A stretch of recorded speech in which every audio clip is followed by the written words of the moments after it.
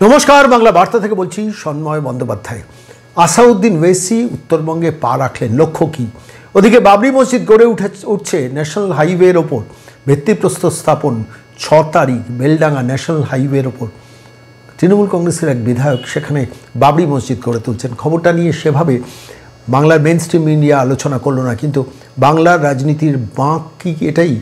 অনেকগুলো বাঁক হতে পারে, রাজনীতি সম্ভাব্যতার শিল্প, ফলত স্বাভাবিকভাবে কোনটা কোন দিকে টার্ন করে আমাদের নজর থাকবে। আমি প্রথমত আজকে এই তথ্য দেওয়ার সময় কতগুলো তথ্য ভিত্তিক বিষয় আপনাদের সামনে পেশ করব, যা মেন স্ট্রিম মিডিয়া এগুলো নিয়ে আলোচনা করেন। আসাউদ্দিন ওয়েসি যখন উত্তরবঙ্গে পা দিয়েছেন, সাম্প্রতিককালে জানেন বিহারে অসম্ভব ভালো রেজাল্ট করেছেন, 25টা সিটে কন্টেস্ট করে সেখানে 5টি আসনে তারা জয়লাভ করেছে, যেখানে কংগ্রেস সর্বভারতীয় দল কংগ্রেস 61টা আসন লড়ে 6টা আসন, সেখানে আসাউদ্দিন ওয়েসির দল 25টা আসন লড়ে 5টা আসন জিতেছেন। সীমাঞ্চল, যেখানে বেসিক্যালি মাইনরিটি ভোটের আধিক্য রয়েছে। আমি প্রথমেই আসাউদ্দিন ওয়েসি উত্তরবঙ্গে পা রেখে যখন সাংবাদিকরা চেপে ধরেছেন, একটা প্রেস বাইট দিয়েছেন। প্রেস বাইটটা খুব ইন্টারেস্টিং আমার কাছে মনে হয়েছে, তার কারণ তাকে যখন জিজ্ঞেস করা হয়েছে, আচ্ছা বিহারের এই এনডিএর অসম্ভব ভালো রেজাল্ট নিয়ে আপনার মন্তব্য কী, মানে বিহারের রেজাল্ট নিয়ে আপনার মন্তব্য কী? রাহুল গান্ধী বলছেন ভোট চুরি হয়েছে, আসাউদ্দিন ওয়েসি কিন্তু সেটা বললেন না। এটা আমার কাছে খুব ইন্টারেস্টিং লেগেছে, আমি শোনাবো আপনাদের কাছে অডিওটা। আর দ্বিতীয়ত যখন বলেছেন এসআইআর নিয়ে মমতা বন্দ্যোপাধ্যায় এইভাবে বিরোধিতা করছেন পশ্চিমবঙ্গে, সেটা নিয়ে আপনার বক্তব্য কী? তার উত্তরে বলছেন সেটা মমতা বন্দ্যোপাধ্যায়কে জিজ্ঞেস করুন। খুব ডিপ্লোম্যাটিক উত্তরটা দিয়েছেন, অর্থাৎ এনডিএর বিরুদ্ধেও বিহার নিয়ে কথা বলেননি, আবার পশ্চিমবঙ্গেও এসআইআর বিরোধিতার পথে না হেঁটে মমতা বন্দ্যোপাধ্যায়ের কোর্টে বলটা ঠেলে দিলেন। রাজনীতির কত যে বাঁক, কত যে অভিনবত্ব থাকে, টুকরো টুকরো এইসব বক্তব্যগুলো শুনলে বোঝে। আমি আসাউদ্দিন ওয়েসি উত্তরবঙ্গে পা দিয়ে সেখানে কী জন্য পা দিয়েছেন আমি সে বিশ্লেষণ পরবর্তীকালে অন্যদিন করবো, কিন্তু কি বলেছেন একটু শুনুন। খুব ইন্টারেস্টিং এই দুটো টুইস্ট আসাউদ্দিন ওয়েসির বক্তব্যের মধ্যে শুনবেন। सर, बिहार में जिस तरह का रुझान आया, रिजल्ट जिस तरह से है, बहुत सारे लोगों का कहना है कि रिजल्ट को लेकर सवाल उठाया गया है, आपका क्या कहना है इसमें? नहीं, हम तो बिहार की जनता का और सीमांचल की खास तौर से आवाम का और उन 5 विधानसभा से जहां पर हमारे उम्मीदवारों को वहां की आवाम ने कामयाब किया, हम उनका शुक्रिया अदा करते, अल्लाह का शुक्र अदा करते। जी सर, ममता बनर्जी जो है एसआईआर का विरोध कर रहे हैं, तो उनसे पूछिए, मैं क्या बोल सकता हूँ। এটা উত্তরবঙ্গে পা দিয়ে অল ইন্ডিয়া মজলিস ইত্তেহাদুল মুসলিমিন, তার AIMIM যাকে বলা হয় শর্ট ফর্মে, তার যিনি 5 বারের নির্বাচিত সাংসদ, তিনি এই কথাটা বললেন যে মমতা বন্দ্যোপাধ্যায়কে জিজ্ঞেস করুন এসআইআর নিয়ে আমাকে কী বলছেন, এসআইআর বিরোধিতার পথে হাঁটলেন না। দ্বিতীয়ত হচ্ছে বিহার ভোট নিয়ে এনডিএর সমালোচনা করলেন না। তাহলে কি আসাউদ্দিন ওয়েসি অন্য কোনো গেম প্ল্যান নিয়ে পশ্চিমবঙ্গের মাটিতে? আমি একটু ব্যাকগ্রাউন্ডে চলে যাব। দেখুন, 2008 সালে এই দলটি তৈরি হয়, তার বাবার কাছ থেকে ব্যাটন হাতে নিয়ে পরপর 5 বার তিনি নির্বাচিত সাংসদ এবং তুখোড় বক্তা, সংসদে সাংঘাতিকভাবে বক্তৃতা দেন। হায়দ্রাবাদ থেকে তিনি নির্বাচিত একজন সাংসদ। এবার স্বাভাবিকভাবে তাঁর এই অবস্থান নিয়ে তিনি পশ্চিমবঙ্গে এলেন কেন? 2021 সালে যখন বিধানসভা নির্বাচন ছিল, আমার যতদূর মনে পড়ে 2021-এর নির্বাচনে 13টা সিটে পশ্চিমবঙ্গে কন্টেস্ট করেছেন, তাও আবার মুর্শিদাবাদে। এবার ঘটনাটা হচ্ছে তিনি বেসিক্যালি তেলেঙ্গানাতে অপারেট করেন, হায়দ্রাবাদে তিনি নির্বাচিত সাংসদ। মূলত মাইনরিটিদের নিয়ে তার কাজ, প্র্যাকটিক্যালি ঘোষিত মাইনরিটিদের নিয়ে একটি রাজনৈতিক দল। এর লড়াইটা বেসিক্যালি এখন হয়ে গেছে অল ইন্ডিয়া কংগ্রেস এবং বামপন্থীদের সঙ্গে। বিহারের মাটিতে, অন্তত বিহারের মাটিতে 25টা আসনে কন্টেস্ট করেছেন এবং এই 25টা মাটিতে যেখানে কন্টেস্ট করেছেন 5 জনকে তিনি জিতিয়ে নিয়ে এসেছেন। কংগ্রেস 61টা আসনে কন্টেস্ট করে 6 জনকে জিতিয়েছেন, বিহারের মাটিতে 25টা আসনে কন্টেস্ট করে 5টা আসনে জিতিয়ে নিয়ে এসেছেন। এবং মূলত যেখানে 40%-এর কাছাকাছি মাইনরিটি ভোটার আছে, সংখ্যালঘু ভোটার আছে, সেই জায়গায় তারা স্বাচ্ছন্দ্য বোধ করেন, অপারেট করতে ভালোবাসেন। আমি দুটো তথ্য আপনাদের কাছে এই মুহূর্তে দেবো, আমার কাছে মনে হচ্ছে এটা আজকের দিনে দাঁড়িয়ে খুব ইম্পর্ট্যান্ট। সেটা হচ্ছে প্রাণপুর বলে একটা কেন্দ্র আছে বিহারের মাটিতে, সেখানে বিজেপি জিতেছে। সেখানে মিম অর্থাৎ আসাউদ্দিন ওয়েসির দল ভোটটাকে বিরোধী ভোটটাকে স্প্লিট করে দিয়েছে, অর্থাৎ আরজেডি এবং মিম আধাআধি করে নিয়ে গিয়ে সেখানে বিজেপি জিতে গেছে প্রাণপুরে। বলরামপুরে একটা জায়গা আছে, সেই বলরামপুরে তার সিটিং এমএলএ ছিলেন দীপঙ্কর ভট্টাচার্য, সিপিআইএমএলের বিধায়ক। সেইখানে সেই সিপিআইএমএল আপনারা জানেন দীপঙ্কর ভট্টাচার্যের দল 12টা ছিল আসন গতবার, এবারে 2টো আসনে নেমেছে। সেখানে এই মিম ভোটটা কেটে সিপিআইএমএলের যিনি সিটিং এমএলএ তাকে হারিয়ে দিয়েছেন এবং দিয়ে লোক জনতা পার্টি রামবিলাস পাসওয়ানের যে দলটা মানে তার যে লোক জনশক্তি পার্টি সেই দলটা জিতে গেছে বিহারে বলরামপুরে। এরকম একাধিক আসনে হয়েছে যেখানে কংগ্রেসের সঙ্গে আরজেডির সঙ্গে বামপন্থীদের সঙ্গে এনডিএ বিরোধী ভোটটাকে তারা ভাগাভাগি করেছে। সেইখান থেকে প্রশ্ন আসছে যে তাহলে আসাউদ্দিন ওয়াইসি কি পশ্চিমবঙ্গে অন্য কোনো গেম প্ল্যান নিয়ে এসেছেন? আমি জানি না, সেটা ভবিষ্যৎ বলবে, আমি সেটা নিয়ে কোনো এখানে আলোচনায় যাব না। রাজনীতি, সম্ভাব্যতা, শিল্প সবই সম্ভব, কিন্তু তা আশাটা আমার কাছে খুব ইন্টারেস্টিং লেগেছে। এবং সবথেকে ইন্টারেস্টিং হচ্ছে যে 2022-এ বিহারে মিম 5টা সিট জেতে এবং সেই 5টা সিটের মধ্যে লালু প্রসাদ যাদবের দলকে 4টে সিটে মিম কিন্তু হারিয়ে দেয়। এবার 25টা আসন জিতেছে এবং ইন্টারেস্টিং হচ্ছে 5টা সিট যে মিম জিতেছিল গতবার ওই বিহারের মাটিতে, পরবর্তীকালে রাহুল গান্ধীর দল তার থেকে 4টে বিধায়ককে আবার কেড়ে নেন, অর্থাৎ 4 জন বিধায়ক মিম থেকে কংগ্রেসে যোগ দেন। সেই রাহুল গান্ধীর কংগ্রেসকে এবার আসাউদ্দিন ওয়াইসির দল কিন্তু উচিত শিক্ষাটা দিল, অর্থাৎ তুমি 61টা লড়ে 6, আমি 25টা লড়ে 5। ফলত বিরোধী জোটে, আগে এনডিএ জোটে ছিলেন আসাউদ্দিন ওয়াইসি, বিরোধী জোট থেকে বেরিয়ে চলে এসেছিলেন, এনডিএ জোটটা তিনি ছেড়ে দিয়েছেন। দিয়ে তিনি সিদ্ধান্ত নিয়েছিলেন বিহারের মাটিতে, দেখুন তেলেঙ্গানাতে তাদের বেসিক অপারেশন, তারা বিহারের মাটিতে এবার নির্বাচনটা ভালোভাবে লড়বেন। গতবার 5টা আসন জিতেছিলেন, তার মধ্যে 4টে কংগ্রেস কেড়ে নিয়েছিল পরবর্তীকালে, তার সত্ত্বেও এবারে 100টা আসনে লড়বে বলে প্রথম আসাউদ্দিন ওয়াইসি ঘোষণা করেন।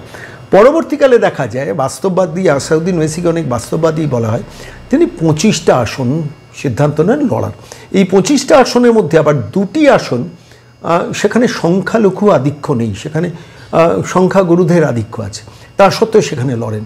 সেই 25টা আসনের মধ্যে যেখানে আপনার জনসুরজ পার্টি, প্রশান্ত কিশোরের পার্টি একটা আসনও জেতেনি, 25টা আসনে লড়ে আসাদুদ্দিন ওয়াইসি কিন্তু 25-এর মধ্যে 5টা কিন্তু সেখান থেকে বার করে নিয়ে এসছেন এবং সেটা নিয়ে তিনি মন্তব্য করলেন। বেসিক্যালি 40% মাইনরিটি ভোট যেসব কনস্টিটিউয়েন্সিতে আছে সেই কনস্টিটিউয়েন্সিগুলোতে মিম কিন্তু হাত দেয়। মুর্শিদাবাদে 2021-এ পশ্চিমবঙ্গে আসার তার পেছনে কারণ ছিল জানেন, মুর্শিদাবাদে 70% মাইনরিটি ভোটার, ফলত স্বাভাবিকভাবে সেই মুর্শিদাবাদে 13টা আসনে লড়েছেন। এবারে যতদূর খবর পাচ্ছি আসাদুদ্দিন ওয়াইসির দল কিন্তু শুধু মুর্শিদাবাদ নয়, এবার মালদার দিকে এগোচ্ছে, দিনাজপুরের দিকে এগোচ্ছে এবং উত্তরবঙ্গে এগোচ্ছে। এটা আমার কাছে খুব ইন্টারেস্টিং মনে হচ্ছে যে উত্তরবঙ্গের রাজনীতিতে যদি আসাদুদ্দিন ওয়াইসির পা ফেলা হয় তাহলে অনেক অঙ্ক জটিল হয়ে যেতে পারে। অঙ্ক জটিল হবেই আমি বলছি না, কিন্তু আমার কাছে মনে হয়েছে যে এই সাম্প্রতিকার আরও একটা তথ্য আপনাদের কাছে দিই, কেন এগুলো নিয়ে বিশ্লেষণ করতে গিয়ে দেখছিলাম যে 13টা আসন, যে 13টা আসনে একদম অ্যাবসলিউট পার্থক্য করে দিয়েছে, যেখানে 25 থেকে 40% মাইনরিটি পপুলেশন, সেখানে বিজেপি 6টা জিতেছে, জেডিইউ 5টা জিতেছে, লোক জনশক্তি পার্টি 1টা জিতেছে, অর্থাৎ 6, 5, 11, 12টা আসন এই ডিসিসিভ ফ্যাক্টর হয়ে গেছে। কিন্তু আমি আরও একটা তথ্য আপনাদের কাছে এই প্রসঙ্গে দেব, আমার কাছে মনে হয়েছে খুব ইম্পর্টেন্ট। সেটা হচ্ছে দেখুন, যে 5টা আসনে এই আসাদুদ্দিন ওয়াইসির দল কন্টেস্ট করে মানে জিতেছে, মার্জিনটা শুনবেন। কোচাধিমান বলে একটা সিট আছে, সেই সিটে 23,000-এর ওপর মার্জিনে জিতেছে। আমার সিট বলে একটা সিট আছে সীমাঞ্চলে, 38,928 মার্জিন, 2-5,000-এর মার্জিন নয়। গুলাম সারওয়ার সেখানে মার্জিন জিতেছেন 27,251। এতে জকিহাট সিট বলে একটা আছে, 22 সিটে জিতেছে 27,251, মাফ করবেন, জকিহাট বলে একটা সিট আছে, সেখানে 28,000-এর ওপর মার্জিনে জিতেছে। এবং বাহাদুরগঞ্জ বলে একটা সিট আছে যেখানে 28,726 ভোটে জিতেছে। এবার প্রশ্নটা হচ্ছে যে এই 40% মাইনরিটি অধ্যুষিত যেসব অঞ্চল, সেখানে কিন্তু সাংঘাতিকভাবে মিম পেনিট্রেট করেছে। তেলেঙ্গানা থেকে বিহার, বিহার থেকে কিন্তু 2021 থেকে মিম একটু একটু করে অপারেট করছিল। এবার আপনারা জানেন যে মিম যে মুহূর্তে পশ্চিমবঙ্গে সক্রিয় হয়েছিল, মমতা বন্দ্যোপাধ্যায়, আমার যতদূর মনে হয় যে মনে পড়ছে যে তাদের দুজন কর্মকর্তাকে কোনো একটা কেস দিয়ে কলকাতা থেকে অ্যারেস্ট করিয়ে নিয়েছেন, অর্থাৎ একটা এনি কস্ট মিমকে রোখার চেষ্টা করেছেন। এবারে কি মিমকে রোখার কোনো জায়গা আছে? আমার মনে হয় না। দেখুন, যে সিটগুলো পশ্চিমবঙ্গে 25 থেকে 30% মাইনরিটি ভোট আছে, সেখানে যদি মাইনরিটি ভোটের মধ্যে মিম থাবা বসায়, একই হিন্দু ভোট কনসলটেশন হচ্ছে পশ্চিমবঙ্গে, সেইখানে যদি আসাদুদ্দিন ওয়েসির দল পেনিট্রেট করতে শুরু করে, সেটা কিন্তু পশ্চিমবঙ্গের রাজনীতির একটা মার্ক বলে চিহ্নিত হয়ে যাবে। খেয়াল করে দেখুন, বিহারে নির্বাচন জিতল আসাদুদ্দিন ওয়েসি দল, পশ্চিমবঙ্গে পা দিলেন আসাদুদ্দিন ওয়েসি, পশ্চিমবঙ্গের উত্তরবঙ্গ থেকে তারপর বিহার যাবেন। আর সীমাঞ্চল যে অঞ্চলগুলোতে বিহারে প্র্যাকটিক্যালি পেনিট্রেট করেছে মিম, তার বর্ডারেই কিন্তু পশ্চিমবঙ্গে বিস্তীর্ণ অঞ্চল আছে যেখানে মাইনরিটি অধ্যুষিত একাধিক সিট এই পশ্চিমবঙ্গে আছে। এই রাজনীতির একজন ছাত্র হিসেবে আমার কাছে মনে হচ্ছে এটা খুব ইন্টারেস্টিং। এটা নিয়ে মেইন স্ট্রিম মিডিয়া তথাকথিত সংবাদ মাধ্যম সেভাবে আলোচনা করে না, কিন্তু মিম যদি পশ্চিমবঙ্গের মাটিতে পেনিট্রেট করতে শুরু করে, বিহারের নির্বাচনটাকে পেছনে রেখে, অর্থাৎ বিহারে এনডিএকে অ্যাডভান্টেজ করে দিয়েছে মিম বামপন্থীদের ভোট কেটে নিয়ে। এবং সবথেকে আমার সেই দিন ইন্টারেস্টিং লেগেছিল, এটা নিয়ে কেউ কথা বলেনি, যেদিন ইন্ডি জোটটা ছেড়ে দিয়েছিল মিম। কী ছিল কারণ তো আপনারা বুঝবেন, আমি বিশ্লেষণে যাচ্ছি না। ইন্ডিয়া জোট ছেড়ে আসাদুদ্দিন ওয়েসির দল বেরিয়ে এসে বলল আমরা বিহারে একাই লড়ব। ঝানসিরাজের প্রশান্ত কিশোর বলেছিল আমি একা লড়বো, কিছু করতে পারিনি, কিন্তু এরা একা লড়ে 25টা আসনে 5টা স্কোর করে গেল। ফলত আলটিমেটলি সেইখান থেকে কিন্তু আসাদুদ্দিন ওয়েসি ফুটিংসটা আরও শক্ত হয়েছে। পশ্চিমবঙ্গের মাটিতে মিম ওভার দ্য ইয়ার্স অল্প বিস্তর পেনিট্রেট করেছে, কিন্তু তৃণমূল কংগ্রেস সেভাবে পেনিট্রেট করতে দেয়নি।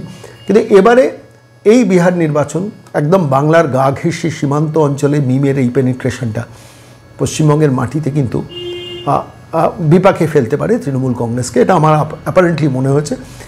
এবং স্বাভাবিকভাবে মিম কবে থেকে কাজ শুরু করবে, কিভাবে পেনিট্রেট করবে, গ্রাসরুট লেভেলে তারা ইতিমধ্যে পেনিট্রেট করতে শুরু করেছে। আমি বেশ কিছু খবর বিভিন্ন মাইনরিটি অধ্যুষিত অঞ্চলগুলো থেকে পেয়েছি। ফলত সেই প্রেক্ষিতে দাঁড়িয়ে বিহার নির্বাচনের মন্ত্রিসভার শপথ নেওয়ার সময় পরের দিনই আসাদুদ্দিন ওয়েসি চলে এলেন পশ্চিমবঙ্গে। এটা আমার মনে হয়েছে রাজনীতির একটা বাঁক, ফলত সেই দিকে আমাদের নজর থাকবে। এবং আরও একটা খুব ইন্টারেস্টিং খবর আমার কাছে মনে হচ্ছে আজকে এই প্রতিবেদনে দেওয়া দরকার, সেটা হচ্ছে 6ই ডিসেম্বর বাবরি মসজিদে, বাংলায় বাবরি মসজিদের উদ্বোধন শিলান্যাস হচ্ছে, এবং সেটা কে করছেন? তৃণমূল কংগ্রেসের একজন বিধায়ক। এর কি ইম্প্যাক্ট পশ্চিমবঙ্গে পড়তে পারে আমি সেটা নিয়ে পরবর্তীকালে আলোচনা করব, কিন্তু আমি আপনাদের বলি সেটা হচ্ছে হুমায়ুন কবির, তিনি ইতিমধ্যে তৃণমূল কংগ্রেস ছাড়বেন বলে ডিক্লেয়ার করেছেন। 22শে ডিসেম্বর নতুন দল তৈরি করবেন। তিনি আবার প্রায় 28 বিঘে জমির ওপর বাবরি মসজিদে শিলান্যাস করছেন। সেই শিলান্যাসে ইনভাইট কাদের করেছেন? মুসলিম ধর্মগুরুদের ইনভাইট করেছেন, এবং রামকৃষ্ণ মিশনের একজন সন্ন্যাসীকেও তিনি সেখানে ইনভাইট করেছেন। সমস্ত তৃণমূল কংগ্রেসের বিধায়ক সাংসদদের ইনভাইট করেছেন, বিজেপির বিধায়ক সাংসদদের ইনভাইট করছেন, এবং খুব ঘটা করে ন্যাশনাল হাইওয়ের পাশে 28 বিঘে জমিতে যে শিলান্যাস অনুষ্ঠানটা হচ্ছে, তাতে একদম মানে হুমায়ুন কবির নিজেই বলেছেন যে প্রায় একটা কলেজ থাকবে বাবরি মসজিদ যেখানে শিলান্যাস করছেন, সেখানে স্কুল থাকবে, হসপিটাল থাকবে, রেস্টুরেন্ট থাকবে, হোস্টেল থাকবে যেখানে 250 ছেলে মেয়ে এসে থাকতে পারবেন, এবং সমস্ত মুসলিম সম্প্রদায়ের ধর্মগুরুদের সেখানে ইনভাইট করেছেন। এবং গত পরশু দিন দেখছিলাম তার ফেসবুক পেজে সেটা উল্লেখও করা হয়েছে, যেখানে তিনি ঘোষণা করছেন সদর্পে, পবিত্র বাবরি মসজিদের ভিত্তিপ্রস্তর স্থাপন উপলক্ষে সকল ধর্মপ্রাণ মানুষকে আন্তরিকভাবে আমন্ত্রণ। 6ই ডিসেম্বর বেলা 2টায় বেলডাঙ্গা, মুর্শিদাবাদ উক্ত অনুষ্ঠানে উপস্থিত থাকার জন্য সকলের প্রতি বিনীত অনুরোধ। যে দেখুন, পশ্চিমবঙ্গের মাটিতে বাবরি মসজিদ ভিত্তিপ্রস্তর স্থাপন হবে, এটা দুটো দিক আলোচনার আছে। একটা দিক মানে আমি বলছি রাজনৈতিক আলোচনা, একটা হচ্ছে ধর্মীয় আলোচনা। আমি ধর্মীয় আলোচনার মধ্যে যাব না, কিন্তু রাজনৈতিক ইম্প্যাক্ট, একটা মানুষ যদি তৃণমূল কংগ্রেসে বেরিয়ে যায়, বেরোবেন কিনা জানি না, হুমায়ুন কবির সম্বন্ধে আমি এখনই কোনো প্রেডিকশন করতে চাই না। 22 তারিখ তার নতুন দল ঘোষণা করার কথা, তিনি এককভাবে লড়বেন না তিনি কংগ্রেস সিপিএমের সঙ্গে যৌথভাবে লড়বেন সেটা তো ভবিষ্যৎ বলবে। কিন্তু পশ্চিমবঙ্গের মাটিতে সংখ্যালঘু ভোটকে ম্যানেজ করার ব্যাপারে নৌসাদ সিদ্দিকী কিছুটা এগিয়েও অনেকটা ফেল করেছেন। ফলত এই মুহূর্তে দাঁড়িয়ে মিমের পশ্চিমবঙ্গে প্রবেশ এবং হুমায়ুন কবির, আমি বলছি এখনও কোনো প্রেডিকশন চলে না শেষ পর্যন্ত প্রশাসন বাবরি মসজিদ উদ্বোধন হতে দেবে কি না, তৃণমূল কংগ্রেস সেটাকে কীভাবে দেখবেন, হুমায়ুন কবিরের ওপর কী প্রেশার ক্রিয়েট করবেন, সেটা পরবর্তীকালে রাজনীতির গতি প্রকৃতি এগোলে আমরা বুঝতে পারবো। কিন্তু আমার কাছে মনে হয়েছে একজন রাজনীতির ছাত্র হিসেবে, মানে বিশ্লেষক হিসেবে, রাজনীতির বিশ্লেষক হিসেবে ভীষণভাবে মনে হয়েছে যে পশ্চিমবঙ্গের মাটিতে সংখ্যালঘু ভোটকে নিয়ন্ত্রণ করার ক্ষেত্রে বাবরি মসজিদের 6 তারিখ উদ্বোধন এবং সেখানে তৃণমূল কংগ্রেসের বিধায়ক সাংসদদের মমতা অভিষেক যেতে দেবেন কি না, যদি যেতে দেন তাহলে হুমায়ুন কবিরকে পরবর্তীকালে নিয়ন্ত্রণ করতে পারবেন কি না, এগুলো সবই কিন্তু সম্ভাব্যতার আলোচনা। আমি সেই আলোচনায় না ঢুকেই বলছি রাজনীতির ছোট ছোট টুইস্ট থাকে এবং 2026-এর নির্বাচনের আগে এগুলো কি খুব সিরিয়াস টুইস্ট হবে জানি না, ভবিষ্যৎ বলবে। বাবরি মসজিদ পশ্চিমবঙ্গের মাটিতে তার শিলান্যাস হচ্ছে, রাম মন্দিরের পশ্চিমবঙ্গের শিলান্যাসের কাহিনী আমরা শুনেছি, কিন্তু বাবরি মসজিদের শিলান্যাস, ফলত সংখ্যালঘু ভোট কি আবার কনসলিডেশন হবে? আর সেই কনসলিডেশন তৃণমূল এককভাবে ভাগ বসাতে না পেরে সেখানে কি মিম ঢুকে পড়বে, সেখানে কি নতুন কোনো জোট হবে? সবই কিন্তু অঙ্ক, সেই গুলিয়ে দেওয়া অঙ্কের দিকে আমাদের নজর থাকবে। আর আপনাদের চোখ থাকুক প্রতিদিন সকালবেলা বাংলার বার্তায়। আর কোনো গল্প নয়, তথ্য নিয়ে, বিশ্লেষণ নিয়ে, গবেষণা করে যে তথ্য উঠে আসবে, যে তথ্য মেইনস্ট্রিম মিডিয়া দেখায় না, শোনায় না, যে কোনো কারণেই হোক, প্রতিদিন পাবেন বাংলা বার্তায়।